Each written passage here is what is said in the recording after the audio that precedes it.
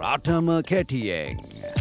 නුවරඑළියේ පැවැත්වෙන ජාතික වෙසක් උත්සවයට සමගාමීව සියලු ජනවර්ගයාගේ සහභාගීත්වයෙන් පෙරහරක් නුවරඑළිය නගරයේ වීදි සංචාරය කළා. හාවා එළිය ගයාත්‍රි අම්මාන් කෝවිලේ සිට ආරම්භ කළ එම පෙරහරට මහා සංඝරත්නය ඇතුළු අනිකුත් ආගම් නියෝජනය කරමින් පූජකවරුන් ඇතුළු විශාල පිරිසක් එක්ව සිටියා.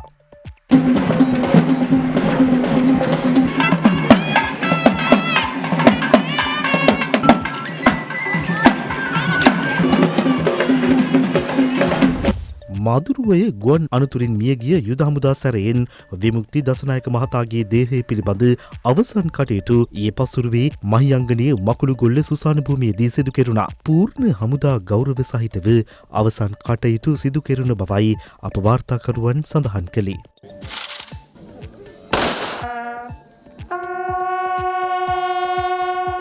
දියතලාව කහගොල්ල ප්‍රදේශයට අධික වර්ෂාවත් සමග හමාගිය සුළඟක් හේතුවෙන් නිවාස 20කට ආසන්න සංඛ්‍යාවකට හානි සිදුව තිබෙනවා. අප වාර්තාකරු සඳහන් කළේ ගස් කඩා වැටීම හේතුවෙන් විදුලි රැහැන් පද්ධතියට මෙන්ම නිවාස කිහිපයකට අලාභ හානි සිදුව ඇති බවයි.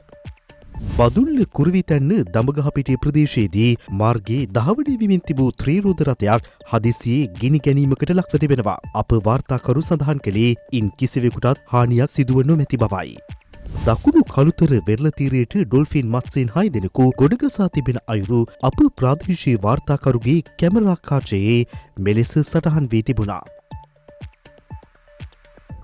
නීති විරෝධී මත්පැන් ජාවාරමට විරෝධය පළ කරමින් ගම්වාසීන් පිරිසක් රක්වාන දෙනියාය මාර්ගය අවහිර කරමින් රක්වාන බාර්වත්ත ප්‍රදේශයේදී අද පෙරවරුවේ විරෝධතාවයක නිරත වුණා. විරෝධතාවයේ නිරත වූ පිරිස සඳහන් කළේ බාලවයස්කරුවන්ට අදාළ මත්පැන් ජාවාරම්කරු මත්පැන් අලෙවි කරන බවයි. අදාළ ගැටලුවට විසඳුම් ලබා දෙන බවට පොලිසිය සිදු කළ පොරොන්දුව මත එම විරෝධතාවය අවසන් කිරීමට ප්‍රදේශවාසීන් කටයුතු කළා.